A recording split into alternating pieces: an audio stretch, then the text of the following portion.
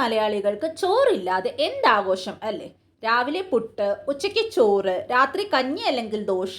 ഞാൻ പുറത്തുനിന്ന് junk food ഒന്നും കഴിക്കാറില്ല ചേച്ചി, എന്നിട്ടും എന്താണ് എനിക്ക് കുഞ്ഞുണ്ടാകാത്തത് എന്ന് ചോദിച്ചുകൊണ്ട് ദിവസവും ഒരുപാട് മെസ്സേജസുകളാണ് നമുക്ക് വരുന്നത്.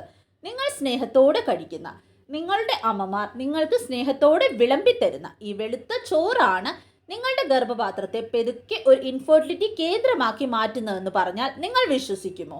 ഒരു പക്ഷേ നിങ്ങൾ വിശ്വസിക്കില്ല. പക്ഷേ ഇന്നത്തെ ഈ വീഡിയോ പൂർണ്ണമായി കണ്ടു കഴിയുമ്പോൾ നിങ്ങളുടെ പ്ലേറ്റിലെ ആ ചോറുരുളകളെ നോക്കി നിങ്ങൾ തന്നെ ഭയപ്പെടും. അതെ, നിങ്ങൾ അറിയാതെ നിങ്ങളുടെ മാതൃത്വത്തെ തടഞ്ഞു നിർത്തുന്ന ആ വെളുത്ത വില്ലനെയാണ് നമ്മൾ ഇന്ന് ലൈവായിട്ട് തുറന്നു കാട്ടാൻ പോകുന്നത്.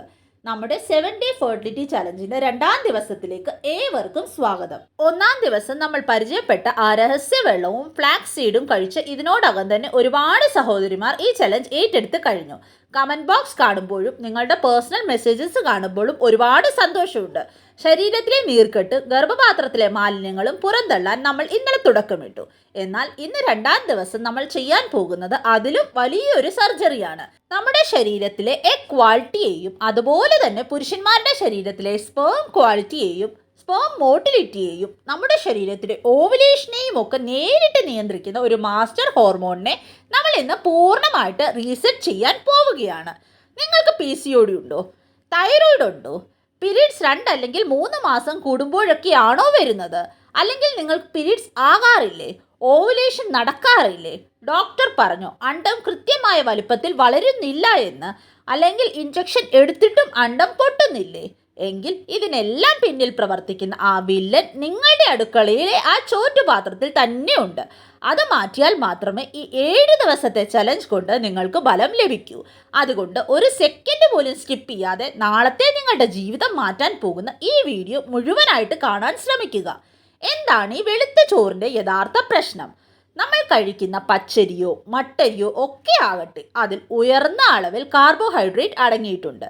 പ്രത്യേകിച്ച് നന്നായി പോളിഷ് ചെയ്ത വെളുത്ത അരി. ഇത് നമ്മുടെ വയറ്റിലെത്തി ദഹിക്കുമ്പോൾ മിനിറ്റുകൾക്കുള്ളിൽ രക്തത്തിലെ ഷുഗർ ലെവൽ റോക്കറ്റ് പോലെ കുതിച്ചുയരും. ഈ ഷുഗറിനെ കോശങ്ങളിലേക്ക് എത്തിക്കാൻ നമ്മുടെ പാൻക്രിയാസ് ഇൻസുലിൻ എന്ന ഹോർമോൺ അമിതമായി പുറന്തള്ളും. ദിവസവും 3 നേരം നമ്മൾ ഈ ചോറ് തന്നെ കഴിക്കുമ്പോൾ ശരീരത്തിലെ ഇൻസുലിൻ എപ്പോഴും ഉയർന്ന നിലയിലായിരിക്കും.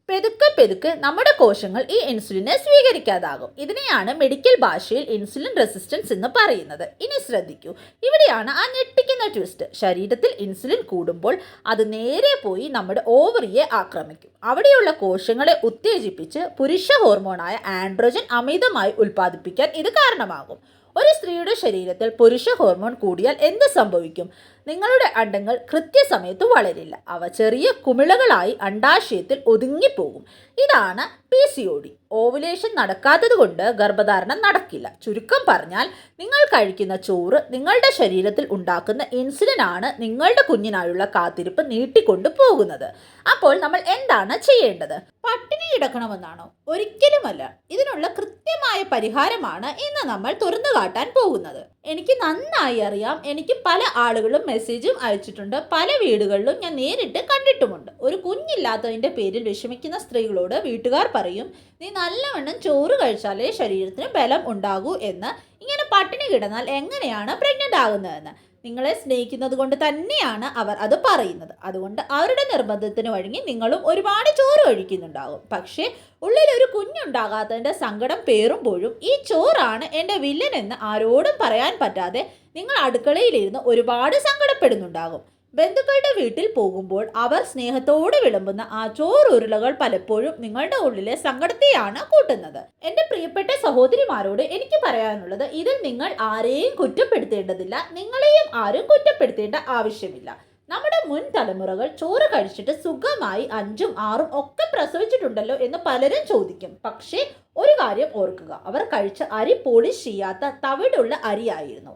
അതിലുപരി അവർ പാടത്തും പറമ്പിലും ഒക്കെ കഠിനമായി പണിയെടുത്ത് ആ കാലറി മുഴുവൻ കത്തിച്ചു കളഞ്ഞിരുന്നു. ഇന്ന് നമുക്ക് ആ അധ്വാനമില്ല. അതുകൊണ്ട് നമ്മുടെ ശരീരത്തിന് മാറ്റം വേണം.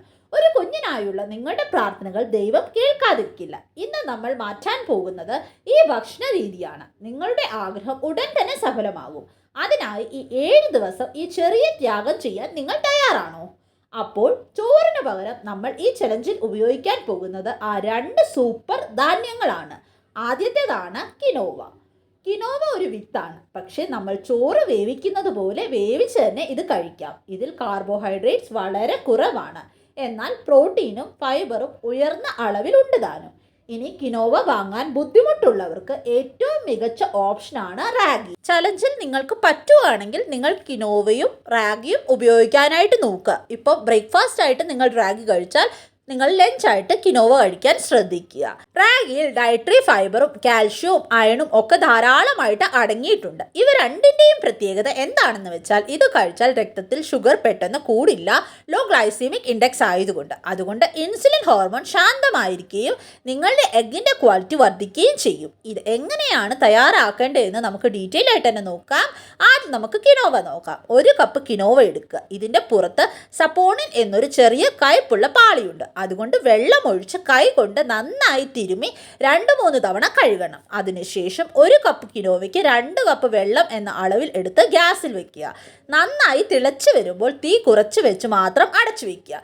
ഒരു 15 മിനിറ്റ് കൊണ്ട് വെള്ളമെല്ലാം വറ്റി ഈ നമ്മുടെ സാധാരണ ചോറ് പോലെ വെന്ത് വരും. ഇനി റാഗി പൊടിയാണ് ഉപയോഗിക്കുന്നതെങ്കിൽ നിങ്ങൾക്ക് ഇത് 2 രീതിയിൽ ചെയ്യാം. ഒന്നുകിൽ സാധാരണ പുട്ടിൻ്റെ പരുവത്തിൽ റാഗിപ്പൊടി നനച്ച് റാഗി പുട്ടായോ അല്ലെങ്കിൽ ദോശയായോ റാഗി ഇഡലിയായോ ഒക്കെ നിങ്ങൾക്കിത് ഉപയോഗിക്കാവുന്നതാണ്. അല്ലെങ്കിൽ ഒരു പാത്രത്തിൽ വെള്ളം തിളപ്പിച്ച് അതിലേക്ക് റാഗിപ്പൊടി വെള്ളത്തിൽ കലക്കി ഒഴിച്ച് ചെറുതീയിൽ ഇളക്കി കുറുക്കിയെടുക്കാം.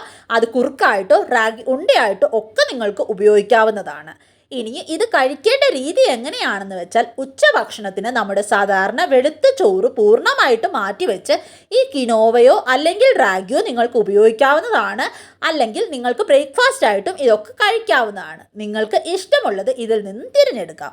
ഇതിൻ്റെ കൂടെ ധാരാളം പച്ചക്കറികൾ, ചീരത്തോരൻ, മുട്ട അല്ലെങ്കിൽ കറി വെച്ച മീൻ, ചെറുപയർ കറി എന്നിവ കൂട്ടാം. ഓർക്കുക, കറികൾ വറുത്ത് കോരിയതാകരുത്. ഈ രീതിയിൽ നിങ്ങൾ കഴിക്കുമ്പോൾ വയർ നന്നായി നിറയും, നല്ല ഊർജ്ജവും കിട്ടും. എന്നാൽ നിങ്ങളുടെ ഇൻസുലിൻ ഹോർമോൺ കൃത്യമായി നിൽക്കുകയും ചെയ്യും. ഈ 7 ദിവസവും ഉച്ചയ്ക്ക് ചോറിന് പകരം ഇത് ശീലമാക്കൂ.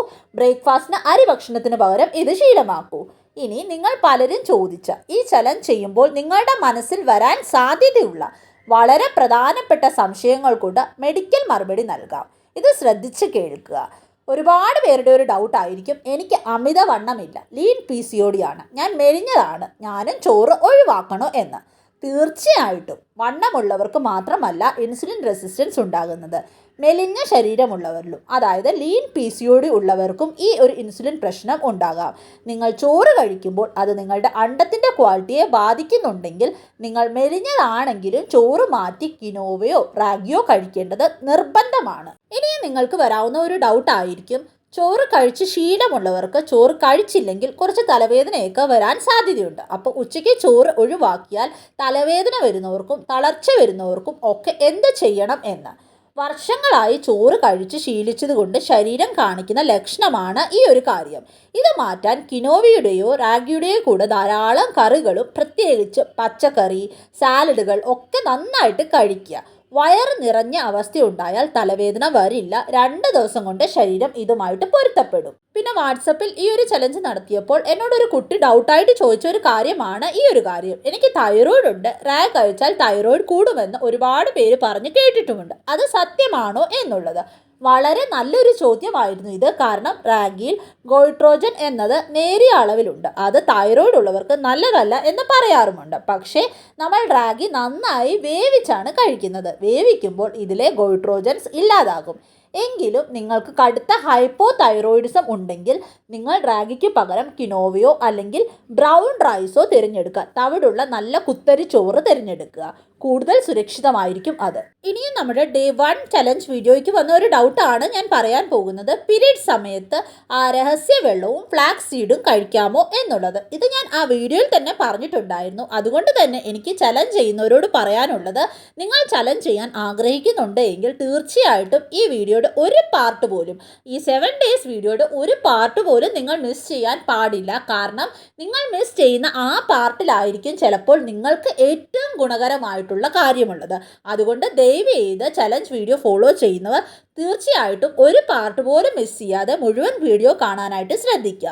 ഇനിയും ആൻസർ പറയാം. തീർച്ചയായിട്ടും കഴിക്കാം. ഫ്ലാക്സീഡ് പീരീഡ്സിൻ്റെ 1-ാം ദിവസം മുതൽ 20-ാം ദിവസം വരെ തുടർച്ചയായി കഴിക്കണം. ഇത് പീരീഡ്സ് ക്രമമാകാൻ സഹായിക്കും.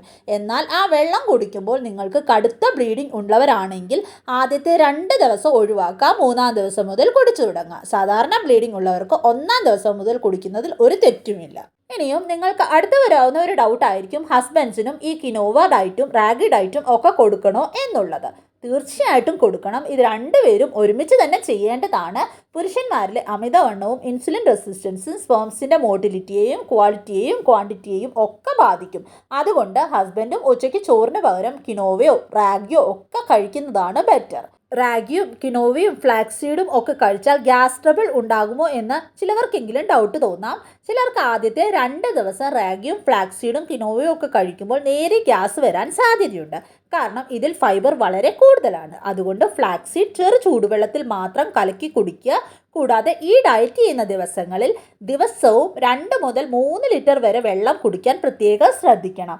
വെള്ളം നന്നായി കുടിച്ചാൽ തന്നെ ഗ്യാസിൻ്റെ പ്രശ്നം പൂർണ്ണമായിട്ട് മാറ്റാൻ സാധിക്കും. ലഞ്ചിന് മാത്രം ചോറ് മാറ്റിയാൽ മതിയോ? ബ്രേക്ക്ഫാസ്റ്റിനും അതുപോലെ തന്നെ ഡിന്നറിനും അരി ഭക്ഷണം കഴിക്കുന്നത് കൊണ്ട് എന്തെങ്കിലും കുഴപ്പം ഉണ്ടോ എന്നുള്ള കാര്യം ഞാൻ നേരത്തെ തന്നെ പറഞ്ഞായിരുന്നു. ബ്രേക്ക്ഫാസ്റ്റിന് നിങ്ങൾക്ക് പറ്റുവാണെങ്കിൽ, നിങ്ങൾക്ക് അത് അവൈലബിൾ ആണ് എങ്കിൽ ഈ അരി ഭക്ഷണം മാറ്റി കിനോവയോ റാഗിയോ നിങ്ങൾക്ക് ബ്രേക്ക്ഫാസ്റ്റ് ആയിട്ട് ഉൾപ്പെടുത്താവുന്നതാണ്.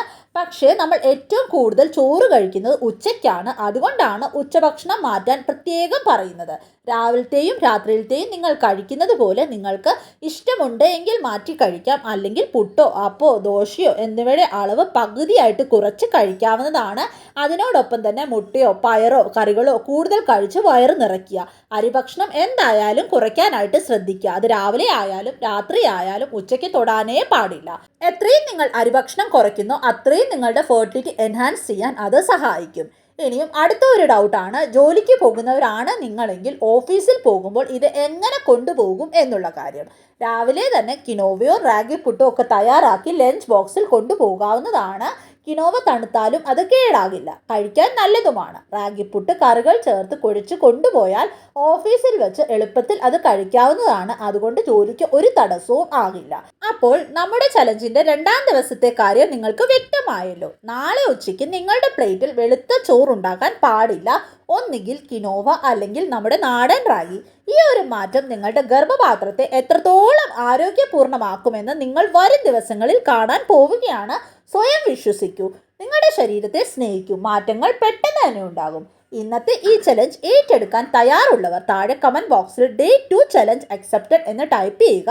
നിങ്ങളുടെ ഓരോ കമൻറ്റും മറ്റുള്ളവർക്ക് വലിയൊരു പ്രചോദനമാണ്. ഫ്രണ്ട്സ്, ഇന്നത്തെ ഈ 2 മാറ്റങ്ങൾ നിങ്ങൾ കൃത്യമായി ചെയ്യുമെന്ന് എനിക്കറിയാം. എന്നാൽ നാളെ നമ്മുടെ 3-ാം ദിവസത്തെ ചലഞ്ചിൽ നമ്മൾ സംസാരിക്കാൻ പോകുന്നത് ഇതിലും വലിയൊരു സത്യത്തെക്കുറിച്ചാണ്. നമ്മളിൽ ഭൂരിഭാഗം ആളുകളും, പ്രത്യേകിച്ച് സ്ത്രീകൾ, ശരീരത്തിന് നല്ലതാണ്, ആരോഗ്യത്തിന് അമൃതമാണ് എന്ന് കരുതി ദിവസവും കുടിക്കുന്ന ഒരു വെളുത്ത പാനീയമുണ്ട്. കുട്ടിക്കാലം മുതൽ നമ്മൾ ശീലിച്ച, നമ്മുടെ വീട്ടിലെ മുതിർന്നവർ കുടിക്കാൻ നിർബന്ധിക്കുന്ന ആ ഒരു പാനീയം ഒരു കുഞ്ഞിനായി കാത്തിരിക്കുന്ന നിങ്ങളുടെ ശരീരത്തിൽ എത്ര വലിയ ഹോർമോൺ തകിടം മറിച്ചിലാണ് ഉണ്ടാക്കുന്നതെന്ന് നാളെ ഞാൻ നിങ്ങൾക്ക് തെളിവുകൾ സഹിതം കാണിച്ചു തരാം. നിങ്ങൾ അമൃതമാണെന്ന് കരുതി കുടിക്കുന്ന ഈ ഒരു പാനീയം നിങ്ങളുടെ ശരീരത്തിൽ ഈസ്ട്രജൻ ഹോർമോൺ അമിതമാക്കും. ഗർഭപാത്രത്തിൽ ഫൈബ്രോയിഡ് മുഴകൾ വളർത്തും. എൻഡോമെട്രിയോസിസ് ഉണ്ടാകും. അണ്ടത്തിൻ്റെ ക്വാളിറ്റി നശിക്കും. പലർക്കും വിട്ടുമാറാത്ത ഗ്യാസും വയറുവേദനയും ഉണ്ടാകുന്നത് ഈ ഒരു കാര്യം കുടിക്കുന്നത് കൊണ്ട് തന്നെയാണ്. അപ്പോൾ നാളെ 3-ാം ദിവസം നമ്മൾ ഈ ഒരു കാര്യത്തെ പൂർണ്ണമായിട്ട് ഒഴിവാക്കാൻ പോവുകയാണ്. പകരം നിങ്ങളുടെ ഗർഭപാത്രത്തിലെ കട്ടി കുറഞ്ഞ എൻഡോമെട്രിയൽ ലൈനിങ് ഒരു കുഞ്ഞിനെ സ്വീകരിക്കാൻ തക്കവണ്ണം ശക്തമാക്കുന്ന, നിങ്ങളുടെ ശരീരത്തിലെ ഈസ്ട്രോജനെ കൃത്യമായ അളവിൽ നിലനിർത്തുന്ന ഒരു നാടൻ ഫെർട്ടിലിറ്റി ഡ്രിങ്ക് നമ്മൾ വീട്ടിൽ തന്നെ തയ്യാറാക്കാൻ പോവുകയാണ്. ഈ ഒരു കാര്യത്തിന് പകരമായിട്ട് നമുക്ക് ഒരു തുള്ളി കെമിക്കൽ ഇല്ലാത്ത, ഹോർമോണുകളെ ശാന്തമാക്കുന്ന ആ മാന്ത്രിക ഡ്രിങ്ക് എന്താണെന്ന് നാളെ ഞാൻ നിങ്ങൾക്ക് ലൈവായിട്ട് തന്നെ കാണിച്ചു തരാം. ഈ ഒരൊറ്റ മാറ്റം നിങ്ങളുടെ ഫെർട്ടിലിറ്റി സാധ്യതയെ 80% വർദ്ധിപ്പിക്കും. അതുകൊണ്ട് നാളത്തെ വീഡിയോ ഒട്ടും മിസ് ചെയ്യരുത്. ഈ ചലഞ്ച് വിജയകരമായിട്ട് മുന്നോട്ട് കൊണ്ടുപോകാൻ തയ്യാറുള്ളവർ താഴെ Day 2 ചലഞ്ച് അക്സെപ്റ്റഡ്, അത് കഴിഞ്ഞതിന് ശേഷം Day 2 challenge completed, waiting for day 3 എന്ന് കമൻറ്റ് ചെയ്യാൻ മറക്കരുത്. നാളെ കൃത്യസമയത്ത് ആ അത്ഭുത ഡ്രിങ്കുമായിട്ട് ഞാൻ വരും. എല്ലാവർക്കും നല്ലൊരു ദിവസം ആശംസിക്കുന്നു. നാളെ കാണാം. Thank you. നിങ്ങൾ ഈ വീഡിയോ കണ്ടാൽ മാത്രം പോരാ, ഈ വീഡിയോ നിങ്ങൾക്ക് 1% യൂസ്ഫുൾ ആയിട്ടുണ്ടെങ്കിൽ തീർച്ചയായിട്ടും ഈ വീഡിയോ ഒന്ന് ലൈക്ക് ചെയ്യുക. നിങ്ങൾ ലൈക്ക് ചെയ്യുന്നത് യൂട്യൂബ് അൽഗോരിതത്തിന് ഒരു സിഗ്നലാണ്. സമാനമായ പ്രയാസങ്ങൾ അനുഭവിക്കുന്ന ലക്ഷക്കണക്കിന് ആളുകളിലേക്ക് ഈ പ്രത്യാശയുടെ വീഡിയോ എത്തിക്കാൻ അത് സഹായിക്കും. അതുകൊണ്ട് ഇപ്പോൾ തന്നെ ലൈക്ക് ബട്ടൺ അമർത്തൂ. നിങ്ങളുടെ ഈ മനോഹരമായ യാത്രയിൽ നിങ്ങൾക്ക് ഒരു പേഴ്സണൽ സപ്പോർട്ടോ എന്തെങ്കിലും ഡൗട്ട്സോ ഒക്കെ ഷെയർ ചെയ്യാനുണ്ടെങ്കിൽ നിങ്ങൾക്ക് എന്നെ ഡയറക്റ്റ് ആയിട്ട് എൻ്റെ വാട്സപ്പ് നമ്പറിലൂടെ കോൺടാക്റ്റ് ചെയ്യാവുന്നതാണ്. വാട്സപ്പ് നമ്പർ എങ്ങനെയാണ് എടുക്കേണ്ടതെന്ന് സ്ക്രീനിൽ ഞാൻ മെൻഷൻ ചെയ്തിട്ടുണ്ട്. അത് നോക്കിയിട്ട് വാട്സപ്പ് നമ്പർ എടുത്ത് നിങ്ങൾക്ക് എന്നോട് ഡയറക്റ്റ് തന്നെ വാട്സപ്പിലൂടെ കണക്റ്റ് ആകാവുന്നതാണ്. നമുക്ക് മറ്റൊരു മനോഹരമായ വീഡിയോയിലൂടെ വീണ്ടും വേഗം തന്നെ കാണാം. അതുവരേക്കും നിങ്ങളുടെ മനസ്സിനെ നിങ്ങൾ ഹാപ്പി ആയിട്ട് വെക്കുക. God bless you all dears. By.